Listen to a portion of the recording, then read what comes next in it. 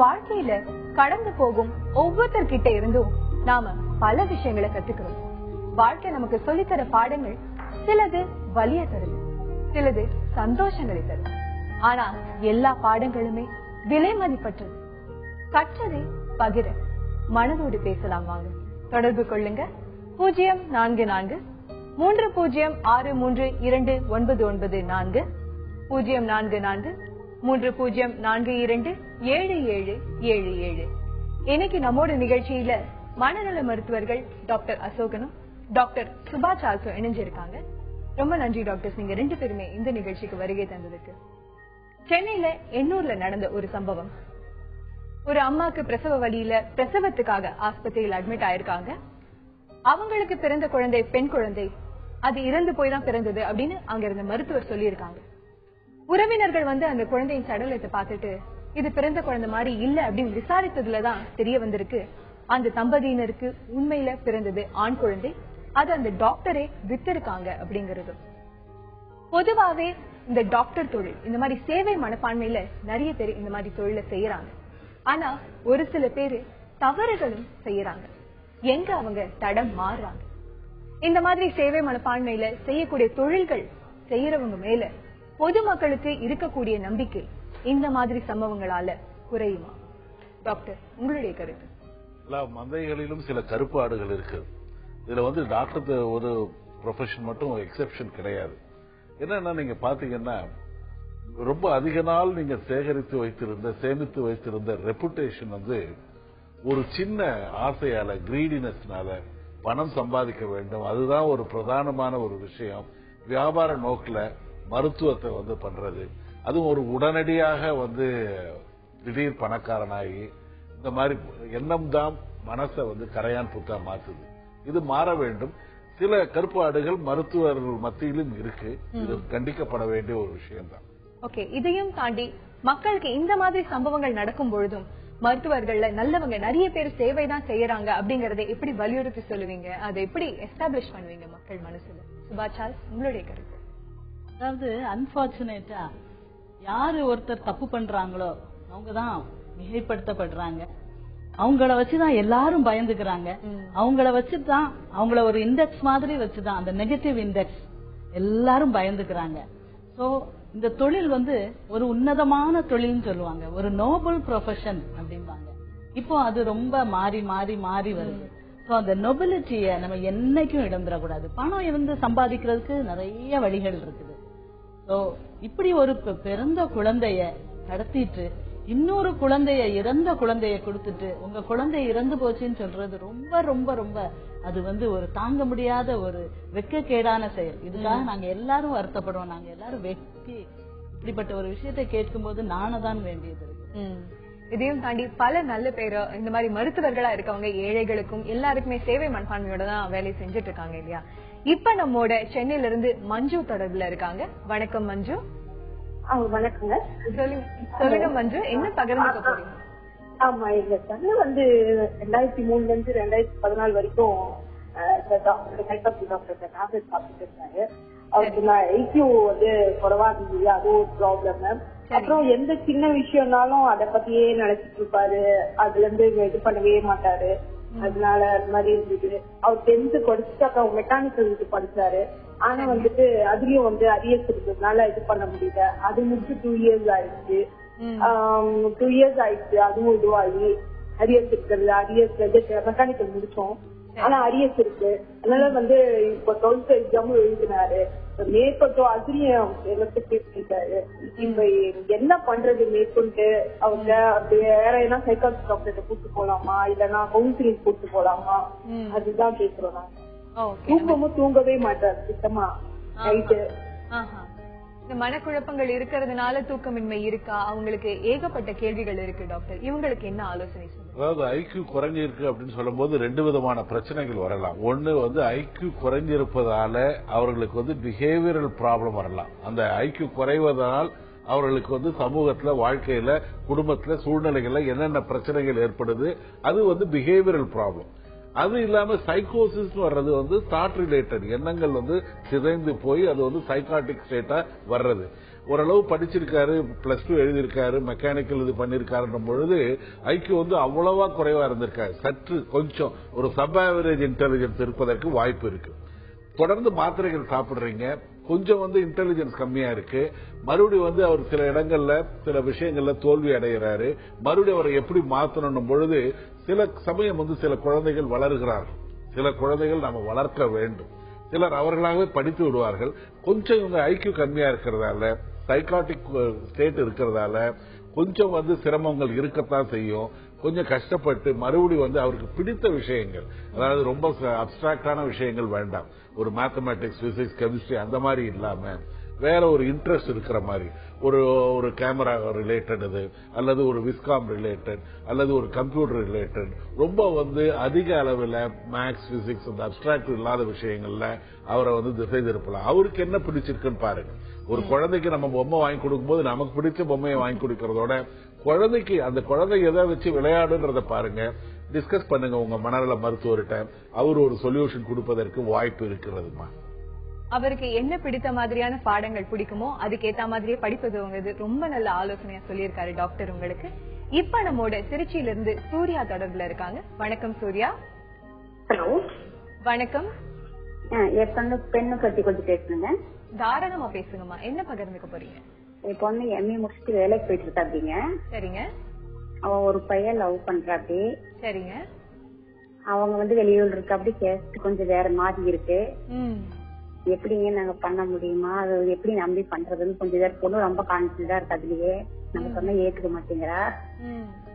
எப்படி அதே பண்ணலாங்களா எப்படிங்கிறது கொஞ்சம் ரொம்ப இதா இருக்கு. வீட்டுல ரொம்ப பிரச்சனையா இருக்கு. இதனால சண்டைகள் அதிகம் வருதா? உங்களுடைய கேள்வி வந்து அதாவது அவங்களுக்குள்ள பொருத்தம் இருந்தா கல்யாணம் பண்ணலாம் அப்படிங்களா, இல்ல என்ன கன்ஃபியூஷன், உங்களுக்கு என்ன குழப்பம் இருக்குமா?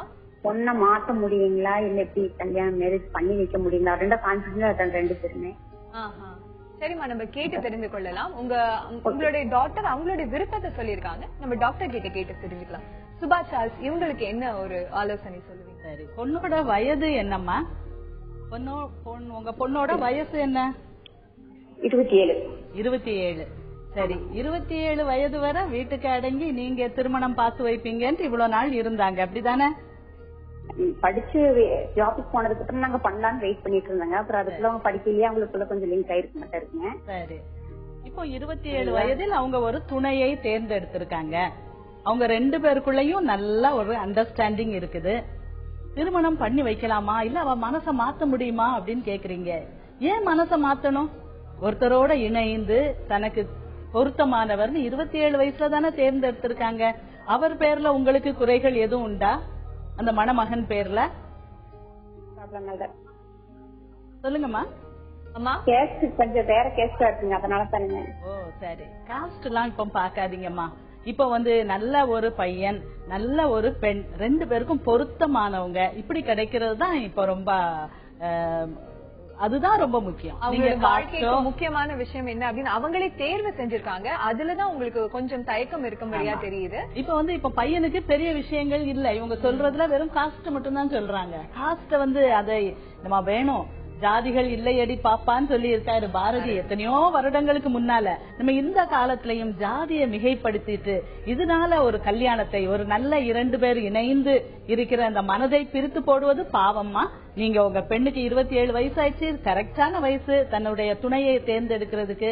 காஸ்ட தாண்டி அவங்க யோசிக்காங்கன்னா அது ரொம்ப அழகு. நம்ம சமுதாயத்துக்கு அது ஒரு பெரிய ஸ்ட்ரென்த்.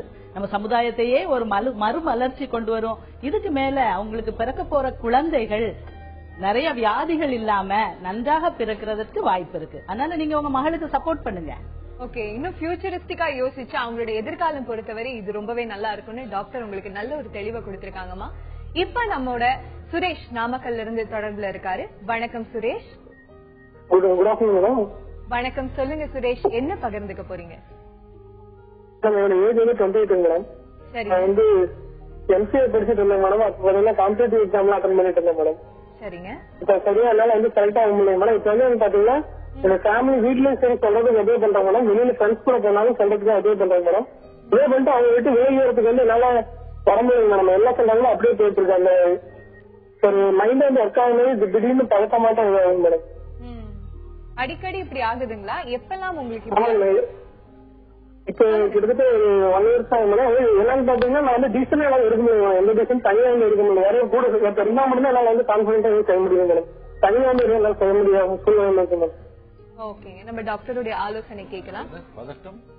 கான்பிடன்ஸ் லெவல் ரொம்ப கம்மியா இருக்கு அப்படிங்கிறது. படிக்கிறார் MCA முடிச்சதுக்கு அப்புறமா, அதாவது தாழ்வு மனப்பான்மைன்றது வந்து ஒரு பேசிக்காவே ஒரு ட்ரைட்டா வரலாம் அல்லது சில சூழ்நிலைகள்ல வரலாம். நம்ம கடந்த காலத்துல நம்மளுடைய கசப்பான அனுபவங்கள், நம்மளுடைய தோல்விகள், நம்மளுடைய குடும்பத்தினுடைய சப்போர்ட், மற்றவங்க நம்மளை பத்தி வச்சிருக்கிற மதிப்பீடுகளை பத்தி நாம் நினைக்கும் பொழுது இந்த மாதிரி வந்து எல்லாத்தையுமே நம்ம வந்து ஒரு தாழ்வா நம்மளால முடியாதுன்னு நினைக்கிறதுக்கு வாய்ப்பு இருக்கு. ஒரு ட்ரைட்டா வரலாம்.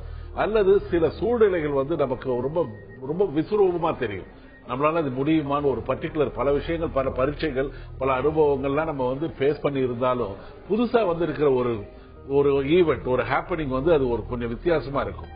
முதல்ல நீங்க வந்து நினைச்சீங்க, முதல்ல உங்களை வந்து நீங்க முதல்ல நம்பணும். ஒவ்வொரு முறை கண்ணாடியை பார்க்கும் பொழுது நீங்க வந்து ஒரு சின்ன தாரக மந்திரம் மாதிரி என்னால முடியலனாலும் நான் வந்து முயற்சி வந்து கண்டிப்பா இந்த முடிவை நோக்கி என்னை எடுத்து செல்லும்.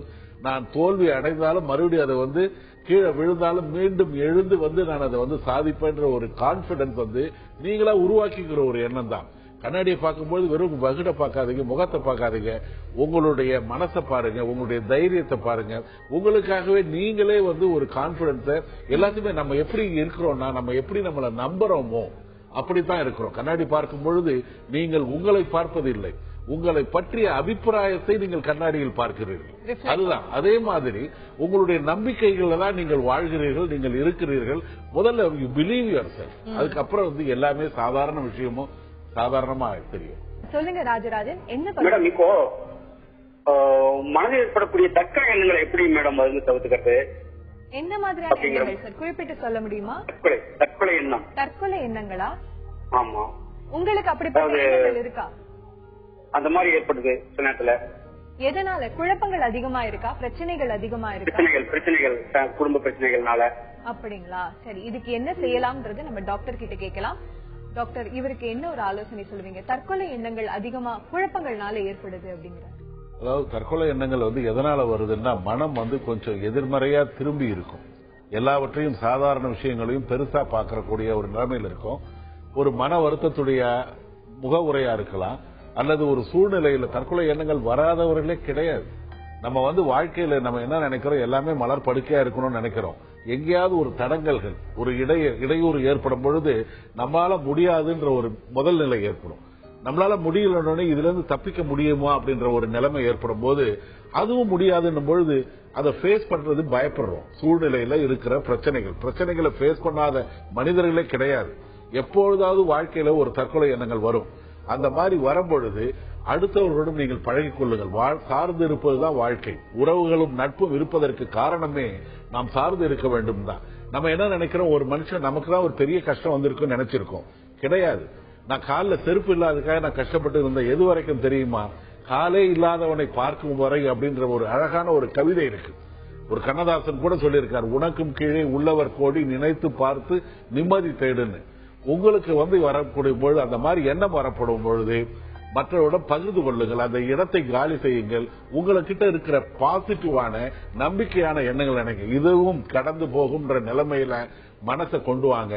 ஒண்ணுமே பிரச்சனை இருக்காது. அதையும் மீறி இருந்ததுன்னா ஒரு மனநல மருத்துவரை நீங்க வந்து கண்டிப்பா வந்து ஆலோசனை செய்யுங்க. பிரச்சனைகளை எப்படி எதிர்கொள்ளணும் தைரியத்தோடு அப்படின்றத ரொம்ப அழகா சொல்லியிருந்தாரு சார். இப்ப நம்மோட சேலம்ல இருந்து கார்த்திக் தொடர்புல இருக்காரு. வணக்கம் கார்த்திக். வணக்கம் கார்த்திக், இணைப்புல இருக்கீங்களா? வணக்கம் கார்த்திக்.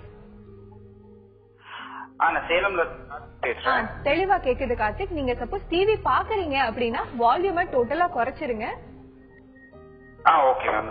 சொல்லுங்க கார்த்திக், என்ன பகிர்ந்துக்க போறீங்க? சார், நான் கார்த்திக் சேலம்ல இருந்து பேசுறேன். எனக்கு வந்து கிட்டத்தட்ட ஒரு 1 or 1.5 இயர்ஸாவே கொஞ்சம் ஃபேமிலி ஸ்ட்ரெஸ் அதிகமா இருந்துட்டே இருக்கு. அப்புறம் ஒர்க் டென்ஷனும் அதிகமா இருக்கு. ஜென்ரலா எனக்கு ஒரு 1 இயருக்கு முன்னாடியே இருந்து ஃபேமிலி ஸ்ட்ரெஸ் வந்து எப்படின்னா, கிராண்ட் பேரண்ட்ஸ் எல்லாம் நான் தான் பாத்துக்கிட்ட மாதிரி ஒரு சூழ்நிலை. அதனால அடிக்கடியும் எனக்கு தூக்கம் இல்லாம இருந்துட்டே இருந்தது. ஒரு பயம், எப்ப பார்த்தாலும் ஒரு டெசிஷன் மேக்கிங் ரொம்ப டிலே ஆகுறது, ஒரு பதட்டம், இந்த மாதிரி இருந்துட்டே இருக்கு. அதுக்காக நான் சைக்காட்ரிக் டாக்டர் கன்சல்ட் பண்ணி கொஞ்சம் டேப்லெட்ஸ் ஒரு டோசேஜ் கூட எடுத்துட்டு இருக்கேன் ஒரு 6 months. இருந்தாலுமே ஏதாவது ஒரு டெசிஷன் எடுக்கிறதுனா டக்குன்னு எடுக்க முடியறது இல்ல. எதை நினைச்சாலும் டக்குன்னு பயந்துக்கிறேன் உடனே. அந்த மாதிரி ப்ராப்ளம் இருந்துட்டே இருக்கு சார். என்ன செய்யலாம் டாக்டர், உங்களுடைய ஆலோசனை? வாழ்க்கையில நம்மளுடைய தோல்விகள் தான் நம்மளுடைய நிழல் மாதிரி நம்மளை வந்து துரத்துது. நீங்க வந்து சொல்றீங்க உங்களுடைய சூழ்நிலையில பல விஷயங்கள்ல பல நேரங்கள்ல வந்து நாம வந்து சில விஷயங்களை சரியா எதிர்கொள்ள முடியாத நிலைமை ஏற்பட்டிருக்கலாம். ஒரு தாத்தாவை நீங்க வந்து அவர் கூட இருந்து பார்த்து இருக்கும் பொழுது அந்த ஸ்ட்ரெஸ் கூட உங்களுக்கு வரும். உண்மையிலே உடல் நோய்வாய்ப்பட்டு இருப்பவர்களை அவர்கள் படும் வேதனையை விட அவர்களுடன் கூட இருந்து வேதனையை வந்து பகிர்ந்து கொள்ளுகிறாங்களே அவங்களுக்கும் அதிகமான அளவுல ஸ்ட்ரெஸ் வருதுன்னு ஆய்வுகள் தெரிவிக்கிறது. முதல்ல கொஞ்சம் சூழ்நிலையை மாத்துங்க. ஒரு நல்ல ஒரு பழக்க வழக்கங்கள் இருக்கட்டும், ஒரு ரசனைகள் இருக்கட்டும், உங்ககிட்ட இருக்கிற பாசிட்டிவான விஷயங்கள் இருங்க. கொஞ்சம் உங்களுக்குள்ளே இருக்கிற அந்த வட்டத்திலிருந்து கொஞ்சம் வெளியில வாங்க. மற்றவருடன் பழகும் பொழுது இதே மாதிரி பிரச்சனைகள் அவர்களுடைய வாழ்க்கையிலும் ஏற்பட்டிருக்கலாம். ஒரு நட்போ இல்ல மற்றவங்க பழகிறதுக்கு என்ன காரணம்னா பல விஷயங்களை நாம் தெரியாமல் கூட அறிந்து கொள்ளுகிறோம்.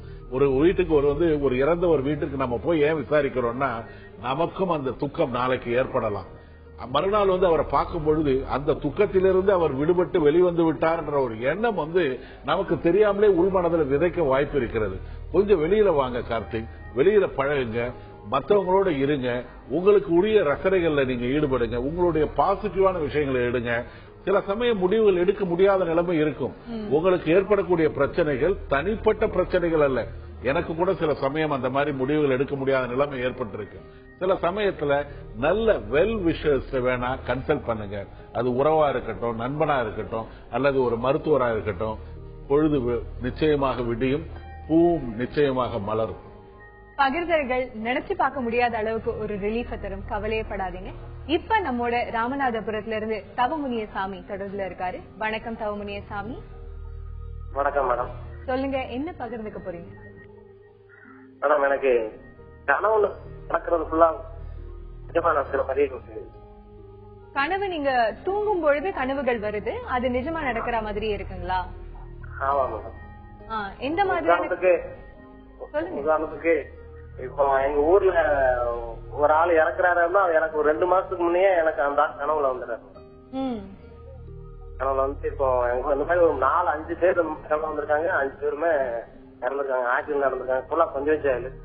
ரொம்ப நெருக்கமா சொல்லணும்னா எங்க மச்சனை என் தங்கச்சி மாப்பிள்ள சாகிறது கூட என் கனவுல வந்துருக்கோம்.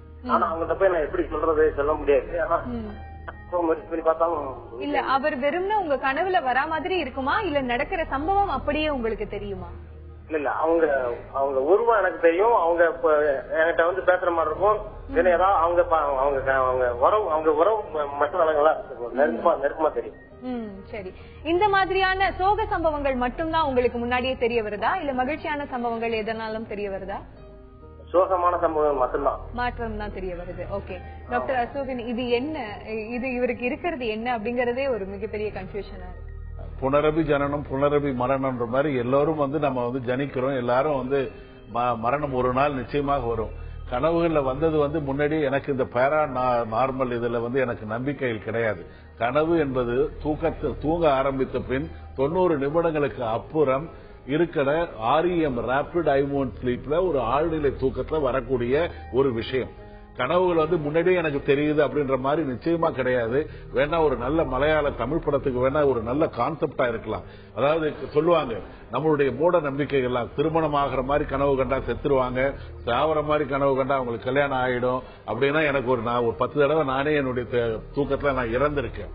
கனவுகள்ன்றது நம்மளுடைய எண்ணங்களின் எச்சங்கள், நிறைவேறாத ஆசைகளை நிறைவேற்றிக் கொள்ள துடிக்கக்கூடிய ஒரு வாய்க்கால், வடிகால் சொல்லலாம். எனக்கு நிஜ வாழ்க்கையில என்னால முடியாத பொழுது, அது ஒரு பிரச்சனைக்கு தீர்வு காண முடியாத பொழுது கனவுகள்ல எனக்கு ஒரு விடை கிடைக்கும்ன்றத உளவியல் பகுப்பாய்வு முறையில தலை சிறந்த சிக்மண்ட் ஃப்ராய்ட் சொன்னார். அவருடைய கருத்துக்கள் கூட இப்போ நீர்த்து போய்விட்டது. இப்ப முடிஞ்ச வரைக்கும் கனவுகளுக்கும் நிஜ வாழ்க்கைக்கும் எந்த விதமான தொடர்பும் கிடையாது. விஞ்ஞான பூர்வமா அடிப்படையில, அதாவது இந்த மாதிரி உங்களுடைய இதுல எல்லாருமே வராங்க. எல்லாரும் இதெல்லாம் காக்காய் உட்கார பணம் பழம் தான். First is an incident, second is a coincidence, third உங்க பிலீஃப். நீங்க அதுக்கு எவ்வளவு முக்கியத்துவம் கொடுக்கறீங்களோ, நான் வந்து இந்த மாதிரி என்ன வந்து இவங்க எதிரில் வந்தாங்கன்னா இன்னைக்கு அவ்வளவுதான் உருப்படாம போயிடுவேன்னா நம்ம அவாய்ட் பண்ண முடியாது. இந்த மாதிரி மூட அல்லது முட நம்பிக்கையிலிருந்து விலகி நல்ல ஒரு ஆழ்ந்த தூக்கத்தை நீங்க அனுபவிச்சீங்கன்னா பல பேர் சாக மாட்டாங்க. அதனால் நீங்களும் தினம் தினம் பயந்து செத்து அந்த நிலைமைக்கு இருக்க மாட்டீங்க. இது பயப்படுற அளவுக்கு பெரிய விஷயமே இல்ல. டாக்டர் உங்களுக்கு தெளிவா எடுத்து சொல்லியிருக்காரு தவமுனியசாமி. இப்ப நம்ம கூட திண்டுக்கல்ல இருந்து பெருமாள் தொடர்புல இருக்காரு. வணக்கம் பெருமாள். மேடம் வணக்கம் மேடம். வணக்கம் பெருமாள், சொல்லுங்க, மனதோடு பேசலாம்ல, என்ன பகிர்ந்து? வணக்கம் மேடம். மேடம் நாங்க வந்து நானும் என்னோட ஒய்ஃப் வந்து லவ் மேரேஜ். சரிங்க. இப்ப அதுக்கு வந்து என்னோட பையன் வந்து ஃபர்ஸ்ட் பையன் என்ன பண்ணாங்க, தேர்ட் ஸ்டாண்டர்ட் போறான். அது வந்து பாத்தீங்கன்னா ஃபர்ஸ்ட் டைம் சொல்றப்ப சொல்லி கொடுக்குறப்ப பேசுறப்ப ஓரளவுக்கு பிரெயின் இருக்கு. செகண்ட் டைம் அவனா வந்து வாசிக்கிறப்ப மறந்துடுறான். திடீர்னு பாத்தீங்கன்னா அவனா திடீர்னு லாங்குவேஜா சொல்ல திடீர்னு சொல்ல ஆரம்பிச்சிடறான். ஒவ்வொரு டைம் வந்து பிரெயின் வந்து அவனுக்கு டவுன் ஆகிருக்கேன் மேடம். சில சமயங்கள்ல கிரகிக்கத்தன்மை கொஞ்சம் கம்மியா இருக்கு அப்படின்னு ஃபீல் பண்றீங்க?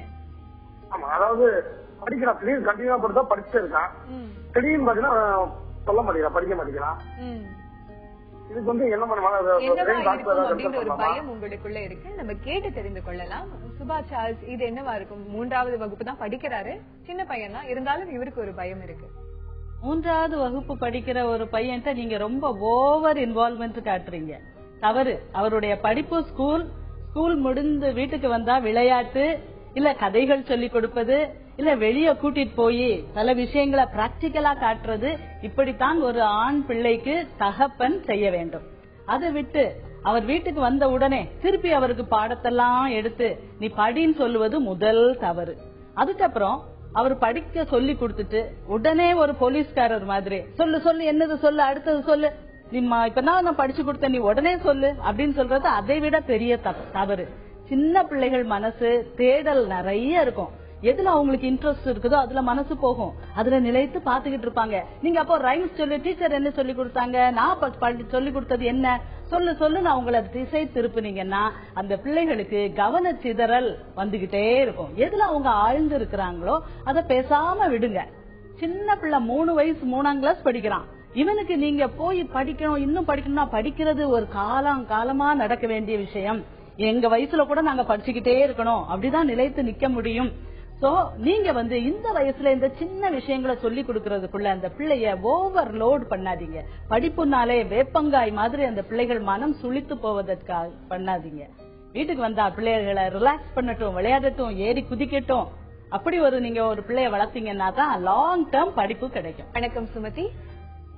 நான் கணவருக்கோசம் பேசுறேங்க. தாராளமாமா, என்ன பிரச்சனை சொல்லுங்க. அவருக்கு வந்து பைபோலாரிட்டின்னு சொல்றாங்கம்மா. சரிங்க. 15 வருஷமா ட்ரீட்மெண்ட் எடுத்துன்னு தான் இருக்கிறேன் நானு. சரிங்க. அவருக்கு சரியாகுமா சரியாகாதா ரொம்ப கஷ்டமா இருக்கு. ரொம்ப ஸ்பீட் வந்தா பயங்கர ஸ்பீடா இருக்காரு. டவுன் ஆயிடுச்சுன்னா ரொம்ப லோ டவுன் ஆயிடுறாரு. அந்த டவுன் இருக்கிறதால சூசைட் பண்ணிக்கலாமா அந்த டைம்ல வருது. ரொம்ப ஹை ஸ்பீட் வந்தா யூத் மாதிரி மாறிடுறாரு. ரொம்ப செலவு பண்றாரு, ரொம்ப இது பண்றாரு. அது எப்படி ட்ரீட்மெண்ட் எடுக்க ஒண்ணும் புரியல. ஆனா இப்ப ட்ரீட்மெண்ட்ல தான் இருக்காரு. ஓகேமா. இப்ப 15 வருடங்களா சொன்னீங்க இல்லையா, அவர் வேலைக்கு போறாரா? 6 டைம் நல்லா இருந்துச்சா போவாரு, நல்லா இல்லைன்னா போக மாட்டாரு. அவர் கவர்மெண்ட் ஜாப்ல தான் இருக்காரு. ஓகே டாக்டர், அப்ளை பண்ணிட்டு இருக்கோம் இப்ப நாங்க. அப்படிங்களாமா? சரி, நம்ம என்ன செய்யலாம் அப்படிங்கறத கேட்டு தெரிந்து கொள்ளலாம். டாக்டர், உங்களுடைய ஆலோசனை. நீங்க சொன்ன மாதிரி அந்த பைபோலார் டிசார்டர் வந்து இந்த பூங்காக்கள்ல இருக்கிற சீசா மாதிரி ஒரு குறிப்பிட்ட ரசாயன பொருள் நம்மளுடைய நரம்பு திசுக்கள்ல இருக்கு.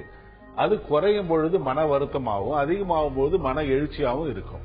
இதை வந்து மன வருத்தம் இருக்கும்போது மன வருத்த மாத்திரைகளை கொடுத்து நம்ம வந்து ஒரு நார்மல் லெவலுக்கு கொண்டு வரோம். இந்த அதிகமான எழுச்சியான மூடை வந்து மறுபடியும் இந்த சைக்கலாஜிக்கல் ஈக்குலிபிரியத்துக்கு கொண்டு வரும். நார்மல் லெவலுக்கு அந்த மூடுக்கு வரும்பொழுது மறுபடியும் வந்து இந்த கீழையும் போயிடாம மேலையும் போகாம இருக்கிறதுக்காக மூட் ஸ்டெபிலைசர் ஒரு மாத்திரை கொடுப்போம்.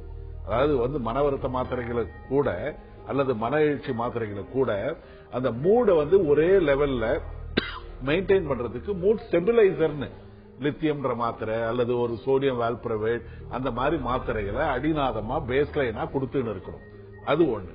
2வது பாத்தீங்கன்னா தூக்கம் நல்லா இருக்கும். தூக்கம் வந்து அழகா ஒரு 6 மணி நேரத்துல இருந்து 8 மணி நேரம் வந்து தூங்கணும். சரிவர உணவு வந்து உட்கொள்ள வேண்டும். மூணாவது உணர்ச்சி வசப்பட வேண்டிய விஷயத்துக்கு, பயப்பட வேண்டிய, வருத்தப்பட வேண்டிய விஷயத்துக்கு அதுக்கு எல்லைகளை தாண்டி இருக்கக்கூடாது.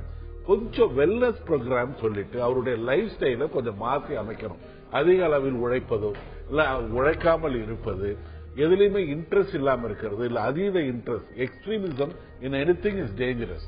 அரிஸ்டாட்டிலுடைய கோல்டன் ரூல் ஆஃப் மீன் சொல்ற மாதிரி கொஞ்சம் ஆவரேஜா எல்லாவற்றிலும் ஒரு சரி விகிதமான ஒரு விஷயம், ஆக்டிவிட்டியா இருந்தாலும் சாப்பாடா இருந்தாலும் எதா இருந்தாலும் கொஞ்சம் ஆவரேஜா இருக்கிறது நல்லதுமா. இந்த எல்லைகளுக்கு போறதும் கூடாது, இந்த எல்லைக்கும் போகக்கூடாது.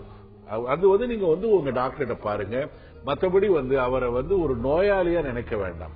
நிறைய சாதனையாளர்கள், நிறைய மருத்துவர்கள், நிறைய புகழ்பெற்ற அரசியல்வாதிகள் எல்லாருமே, திரைப்படத்துறை மருத்துவர்கள் எல்லாருக்கிட்டுமே ஒரு பைபோலார் இருக்கு.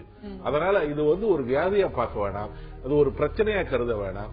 ஒரு சர்க்கரை வியாதி மாதிரி, ஒரு ரத்த கொதிப்பு மாதிரி அதை ஒரு மேனேஜ் பண்ற லெவலுக்கு அந்த மூடை வைத்துக் கொண்டிருந்தீங்கன்னா ஒரு ஃபங்க்ஷனல் ஆஸ்பெக்ட்ல நல்லா இருப்பார், குவாலிட்டி ஆஃப் லைஃபும் நல்லா இருக்கும். நீங்க கூடவே இருந்து அவருக்கு எப்பப்ப தேவையோ கான்பிடன்ஸ் கொடுத்துட்டே இருங்கம்மா, எல்லாரும் சரிவர நடந்துட்டு இருக்கும்.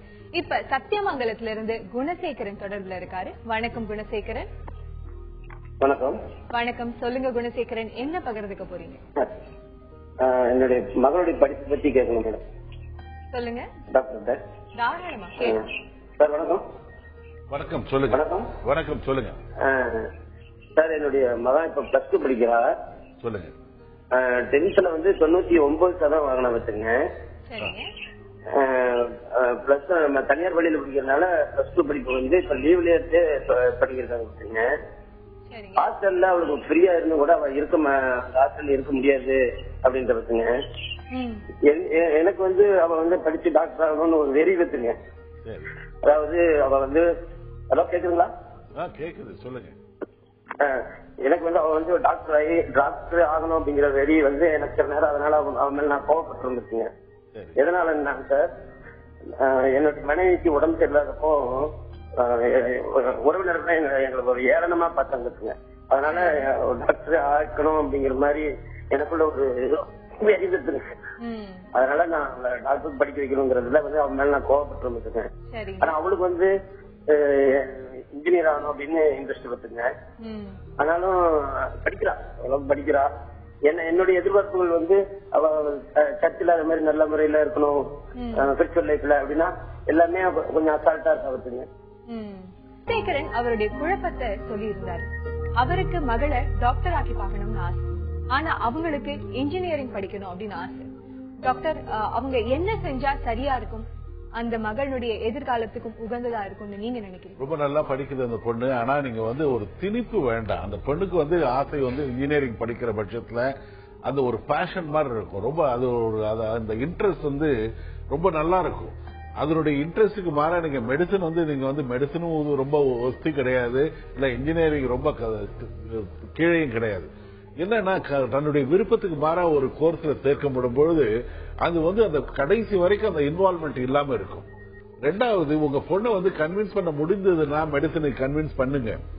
ஒருவேளை சில சமயம் அந்த பொண்ணுக்கு ஒரு முடிவு எடுக்கக்கூடிய நிலைமை இருக்காம இருக்கலாம். ஆனா அதற்கும் அப்பால நான் நெகட்டிவா பேசல. கிடைக்காத பட்சத்துல, ஏன்னா சில சமயம் நம்ம ஆசைகள் இருக்கும், முயற்சி இருக்கும், அதை கொஞ்சம் நம்ம ஒரு மயிரிழையில நம்மளுடைய வெற்றி, நம்மளுடைய மகிழ்ச்சி தவற விட்டுருவோம். அந்த மாதிரி சூழ்நிலையில கான்செப்ட் ஆஃப் ஆல்டர்னேட்டிவ்னு வச்சுங்க. என்னன்னா இது இல்லை என்றால் நான் இல்லைன்ற நிலைமை. நீங்க சொன்னீங்கல்ல ஒரு வார்த்தை, எனக்கு ஒரு வெறி வருதுன்னு. அந்த வெறிவான ஆசைகளா இருக்கட்டும். மணந்தால் மகாதேவி, இல்லையல் மரணதேவி, அந்த மாதிரிலாம் அந்த வெறி வேண்டாம். அதுதான் ஒரு எல்லைகள் வகுத்துக் கொள்ளணும். நம்முடைய ஆசைகள், நம்முடைய கனவுகள் கூட நிறைவேறாத பட்சத்துல அதிலிருந்து நாம் திரும்பி வரக்கூடிய, பழைய நிலைமைக்கு வரக்கூடிய நிலைமையில இருக்கணும். ஒரு கான்செப்ட் இது இல்லைன்னா அடுத்தது என்னன்றது யோசிச்சு வைங்க. நிச்சயமா படிக்கக்கூடிய பொண்ணு, என்னுடைய அட்வான்ஸ் வாழ்த்துக்கள். கண்டிப்பா ஒண்ணு நீங்க கன்வின்ஸ் பண்ணுங்க, அல்லது அந்த பொண்ணுடைய ஆசைக்கு ஏற்ப அந்த இன்ஜினியரிங் கோர்ஸ்ல விடுங்க. எது வேண்டுமானாலும் செய்யலாம். அவங்களுடைய எதிர்காலத்தை பொறுத்து இருக்கு அப்படிங்கறதுனால 2 பேருமே சேர்ந்து பேசி ஒரு முடிவை எடுங்க அப்படின்ற ஆலோசனை சொல்லியிருக்காரு. இப்ப நம்மோட மதுரையில இருந்து தேன்மொழி தொடர்புல இருக்காங்க. வணக்கம் தேன்மொழி. வணக்கம் மேடம், நான் டாக்டர் பேசணும். தாராளமா சொல்லுங்கம்மா, என்ன விஷயம்? டாக்டர் சொல்லுங்கம்மா. ஹலோ. சொல்லுங்க தேன்மொழி. எனக்கு ரொம்ப கோவம் வருது டாக்டர். பொறுமையே இல்ல. பொறுமை எப்படி கையாளணும் தெரிய மாட்டேது. உடச்சு எழுந்துடுறேன், எல்லாம் தூக்கி போட்டுறேன். எவ்வளவு நாட்களாமா கொஞ்சம் சொல்றேன் மேடம். எவ்வளவு நாட்களாமா உங்களுக்கு இப்படி இருக்கு? 2 or 3-4 months. 3-4 months ஆதான். ஏதாவது மாற்றங்கள் ஏற்பட்டுச்சா உங்க வாழ்க்கையில இந்த 3-4 மாதங்கள்? கல்யாணம் முடிஞ்சு ஹஸ்பண்ட் வந்து வேணாம் அப்படின்னு சொல்லிட்டு போயிட்டாரு. அதனால ரொம்ப சஃபர் ஆகி தனியா ரூம்லயே இருந்தேன். இப்போ நார்மல் ஸ்டேஜுக்கு வந்துட்டேன். நான் வந்து இப்போ நான் சைக்காலஜி டாக்டர் பார்த்துட்டு நார்மல் ஸ்டேஜுக்கு வந்துட்டேன். எல்லாம் என்ன சொல்றாங்க, பொறுமையா இருக்கணும் அப்படின்னு சொல்றாங்க. அது எப்படி கையாளுங்க, அதுக்கு டிப்ஸ் கொஞ்சம் கேட்டுட்டு மேம் கிட்ட கேட்டுட்டு கொஞ்சம் சொல்லுங்க. தாராளமா. ஆமா, பொறுமை அப்படிங்கறது பொதுவாவே எப்படி கையாளணும் அப்படின்னு பல பேருக்கு டவுட்ஸ் இருக்கும். சோ நீங்க ஒரு சில விஷயங்கள் சொன்னீங்கன்னா அவங்களுக்கு ரொம்ப உதவியா இருக்கும்னு சொல்றாங்க. உங்களுக்கு ஒரு கஷ்டமான சூழ்நிலை தான். கல்யாணமாயி கணவரோட வாழ்ந்துட்டு அவர் வேண்டான்னு சொல்லிட்டு போயிட்டாரு. அதனால இவங்களுக்கு நேச்சுரலா எதை பார்த்தாலும் கோவம் வருது, தூக்கி போட்டுடலாமான்னு தோணுது. இப்போ ஆனா கொஞ்சம் ஸ்டெபிலைஸ் ஆயிருக்காங்க. சரி, நீங்க அவங்க ஒரு சைக்கியாட்ரிஸ்ட போனாங்களா, சைக்காலஜிஸ்ட போய் கொஞ்சம் பரவாயில்ல. ஆனாலும் அவங்களுக்கு கோபம் வருது. என்ன செய்யலாம்? ஈஸி டிப்ஸ் இருக்கு.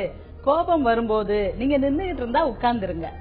கோபம் வரும்போது பாடி ரிலாக்ஸ் ஆகணும். யூஸ்வலா கோபம் வரும்போது தலைக்கு மூளைக்கு ரத்தம் போகாம நம்ம மசில்ஸுக்கு நம்ம சதைகளுக்கு போகும். அப்போ நம்ம வந்து இருக்கத தூக்கி போட்டுடலாமா, அடிச்சிடலாமா, ஏதாவது பேசிடலாமா அப்படின்னு ஒரு வேகம் வரும். மூளைக்கு ரத்த ஓட்டம் போகாததுனால மூளையால யோசிக்க முடியாது. ஐயோ இதை தூக்கி போட்டா இது நம்ம செல்போன் தானே, உடஞ்சு போச்சுன்னா அடுத்தது வாங்க முடியாது. சோ அப்படிலாம் நினைக்க தெரியாது. அதனால நீங்க என்ன செய்யுங்க, ஃபர்ஸ்ட் கோபம் வரும்போது ஒரு கோல்டன் ரூல் வந்து நின்னுட்டு இருந்தா உட்கார்ந்துருங்க, ரிலாக்ஸ் பண்ணுங்க, நல்லா மூச்சு இழுத்து விடுங்க. இத நல்லா ஞாபகம் வச்சுக்கிடணும். நான் கோவப்பட மாட்டேன் அப்படின்னு மனசுல ஒரு நல்ல முடிவு பண்ணணும். எவ்வளவுதான் என்னைய கோவப்படுத்தினாலும் நான் சந்தோஷமா இருப்பேன், நான் ஜாலியா இருப்பேன். கோவப்பட்டு ஒரு பிரயோஜனம் கிடையாது. என்னை சுத்தி உள்ளவங்கள நான் பயம் காட்டி என்னை விட்டு தள்ளி அனுப்பிடுவேன். அதனால நான் கோவப்பட மாட்டேன் அப்படின்னு சொல்லிட்டு நல்லா கூலா ஒரு டம்ளர் தண்ணி குடிங்க. ஏசி இருந்துச்சுன்னா ஏசி முன்னால கொஞ்ச நேரம் உட்காருங்க. இது எல்லாம் உங்க அந்த உடம்புடைய வேகத்தை குறைத்து மூளை சிந்திக்கும் திறனை கூட்டும். இல்ல நீங்க வந்து கோவம் வந்துச்சுன்னா தனியா போயிடலாம், திரும்பிக்கிடலாம், அந்த இடத்த ஆளை பார்க்காம திரும்பிக்கிடலாம். இனிமே அடுத்தது என்னது, இனிமே அடுத்த செயல் என்னது அப்படின்னு யோசிச்சு பாருங்க. ஒண்ணுமே செய்ய முடியலையே அப்படின்னு நினைக்காம அடுத்த செயல் என்ன, இன்னொரு நபரை நான் தேடுவேன், எனக்குன்னு பொறுத்த நபரை நான் தேடுவேன், சைட் பை சைடு என்னை வளர்த்து கொள்வேன், நான் இன்னும் கொஞ்சம் போய் படிக்கலாம், இன்னும் கொஞ்சம் நான் இன்னும் கைத்தொழில் ஏதாவது படிச்சுக்கிடலாம், இன்னும் நான் வெளியே போவேன், எங்கேயாவது போய் வேலை பார்க்கலாம். இப்படி எத்தனையோ ஆக்ஷன்ஸ் இருக்கு. அந்த ஆக்ஷன்ஸ்ல உங்களை ஈடுபடுத்தி கொண்டாலும் உங்களுக்கு அது ஒரு வடிகால் மாதிரி உங்க கோபம் சின்ன சின்ன விஷயங்கள்ல எப்படி கோபத்தை கட்டுக்குள்ள கொண்டு வரலாம் அப்படின்னு சொல்லி இருந்திருக்கீங்க. ரொம்ப ரொம்ப நன்றிமா. இப்ப நம்மோட தாராபுரத்துல இருந்து இதயத்துல்லா தொடர்புல இருக்காரு. வணக்கம் இதயத்துல்லா. வணக்கம் மேடம். வணக்கம், சொல்லுங்க இதயத்துல்லா, என்ன பகிர்ந்துக்க போறீங்க? டாக்டர் பேசுவாங்க. படபடப்பு, டென்ஷன், இந்த மாதிரி விஷயங்கள் இருக்கு. படபடப்பு, டென்ஷன் எப்பெல்லாம் உங்களுக்கு வருது இதயத்துல்லா? அதாவது சின்ன சின்ன விஷயங்கள்ல கூட வந்து கொஞ்சம் அட்ஜஸ்ட் பண்ணி போற மாதிரி எனக்கு யாராவது அட்வைஸ் பண்ணா கூட அந்த அட்வைஸ் பிடிக்கிறது இல்லைங்க. வீட்டுல குழந்தைங்க இருந்து சத்தம் போட்டு விளையாடினா கூட எனக்கு வந்து உடனே டென்ஷன் ஆயிருவேன். உங்களுக்கு என்ன வயதாகுது? அதே மாதிரி எனக்கு 37. சரிங்க, ஓகே. அப்புறம் இந்த மாதிரி சத்தம் கேட்கும் பொழுதெல்லாம் உங்களுக்கு படபடப்பு அதிகமாகுதுங்களா? இல்ல, சத்தம் கேட்கும்போது நானே ரொம்ப சத்தம் போட்டுதான் பேசுவாங்க. சரிங்க. ஆனா வந்து வீட்டுல இருந்து குழந்தைங்க இருந்து சத்தம் போட்டு பேசிக்கிட்டாலோ விளையாடிக்கிட்டாலும் கூட ரொம்ப டென்ஷன் ஆயிருவேன். அதே மாதிரி இப்பதான் நான் பிசினஸ் பண்ணிட்டு இருக்கேன். எனக்கு பாத்தீங்கன்னா யாராவது ஒருத்தர் அட்வைஸ் பண்ணா கூட வந்து அந்த அட்வைஸ் ஏத்துக்கிற மனப்பக்கம் இல்லைங்க. நிறைய நான் நியூராலஜி டாக்டர், மன சைக்காலஜிஸ்ட் எல்லாத்தையும் பாத்துருக்கேன். இதனாலயே எனக்கு டென்ஷன் ஆகிறதுனாலயே எனக்கு ஏகப்பட்ட உடம்பு வலிக்கிறது, டென்ஷன் ஆகிறது, இந்த மாதிரி தலைவலி, இந்த மாதிரி நிறைய விஷயங்கள் இருக்கு. ஓகேங்க, இதுக்கு என்ன செய்யலாம் அப்படிங்கறத நம்ம கேட்டு தெரிந்து கொள்ளலாம்.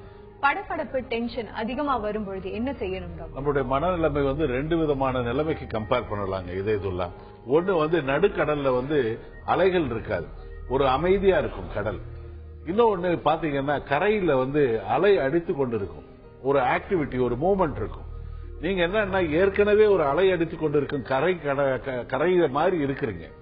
ரெண்டாவது அந்த நிலைமையில வேற யாராவது ஒரு குழந்தைங்க பேசுறது கூட உங்களுக்கு வந்து ஒரு பெரிய அளவுல இரிட்டேஷன் வருது.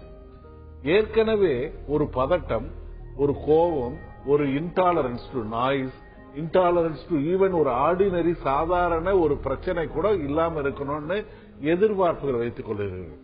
ஒண்ணு, அது வெளியில இருந்து வரும்பொழுது ஏதாவது ஒரு சத்தமோ இல்ல மத்தவங்க இன்டராக்ட் பண்ணும் பொழுதோ உங்களுக்கு கோபம் வருது. நீங்க என்ன பிரச்சனை வந்து ஒண்ணு நம்ம கிட்ட இருக்கு அல்லது வெளியில இருந்து வரலாம். பிரச்சனை உங்ககிட்ட இருக்கு, வெளியில இருந்து வருது. ஆனா நீங்க என்னன்னா அதுக்கு தீர்வு வந்து வெளியில தேடுறீங்க. அவங்க கரெக்டா இருக்கணும், என்னுடைய நான் இருக்கும் இடத்தில் இருக்கும் சூழ்நிலை மாற வேண்டும்ன்ற நிலைமையில எதிர்பார்ப்பு அதிகமா இருக்கு. முதல்ல உங்களை மாற்றிக்கொள்ளுங்கள். ஒரு பிசினஸா இருந்தாலும் நீங்க சொல்ற பேசின விதத்துல இருந்து பார்க்கும் பொழுது ரொம்ப ஆக்டிவா, ரொம்ப எனர்ஜெட்டிக்கா, வேகமா இருக்கிற ஒரு மனிதரா இருக்கிறீங்க. கொஞ்சம் ஸ்பீட குறைங்க. கொஞ்சம் வந்து என்ன சிந்திக்கிற ஸ்பீட, ஆக்டிவிட்டிஸ குறைங்க. வெறும் வியாபாரம் ரிலாக்ஸ் பண்ணுங்க. வாழ்க்கையில ஒரு இயந்திரத்தனமா இருக்கிறத விட்டுட்டு கொஞ்ச நாள் எல்லாத்தையும் 2 நாள் மறந்துட்டு சும்மா வந்து எதுவுமே இல்லாம, பயன் இல்லாத மெட்டீரியலிஸ்டிக் விஷயம் இல்லாம, அதனால வருவாய் இல்லாத செயல்கள்ல ஒரு செடியை பாருங்க, அல்லது ஒரு வாய்க்கா பக்கம் போயிட்டு அதை ரசிங்க, அல்லது ஒரு பாட்டை கேளுங்க. வெட்டித்தனமா பேசுற கூட விஷயம் கூட மனசுக்கு நல்லதா இருக்கும். நிம்மதி தர முதல்ல உங்களுக்கு வந்து தேவை அமைதி. அதை நீங்க தான் உருவாக்கணும். அதை தேடி போக வேணாம். அது உங்ககிட்ட நீங்க மேனுபேக்சர் பண்ணணும். அது பண்ண நிலைமையில மத்த எந்த சூழ்நிலை உங்களுக்கு பிடித்து இருந்திருந்தா எந்த சூழ்நிலையிலும் உங்களுக்கு எந்த சப்தமோ மத்த பிரச்சனைகளோ உங்களை பாதிக்காது. முதல்ல ரிலாக்ஸ் பண்ண ட்ரை பண்ணிக்கிட்டா அதுவே உங்களோட கோபம், டென்ஷன் இது எல்லாமே கட்டுக்குள்ள கொண்டு வரும். ரொம்ப ரொம்ப நன்றி டாக்டர்ஸ். 2 பேருமே இன்னைக்கு வந்து காலர்ஸ் எல்லாருக்கும் ஆலோசனை கொடுத்ததுக்கு ரொம்ப நன்றி. நாம மத்தவங்கள்ட்ட பேசும் பொழுது அந்த வார்த்தைகளை சொல்றதுக்கு முன்னாடி யோசிக்கணும். அந்த வார்த்தைகள் உண்மையா, சொன்னா உதவியா இருக்குமா, அதால அவங்க வாழ்க்கையில மாற்றங்கள் இருக்குமா, அவசியம் சொல்லித்தான் ஆகணுமா, இல்ல அந்த வார்த்தைகள் அன்பானதான்னு யோசிக்கணும். அப்படி இல்லனா அதை சொல்லாம இருக்கிறதே நல்லது. மௌனங்களுக்கும் மதிப்பு உண்டு. மீண்டும் சந்திப்போம், மனதோடு பேசுவோம். உங்களிடமிருந்து விடைபெறுவது அன்புடன் திவ்யா.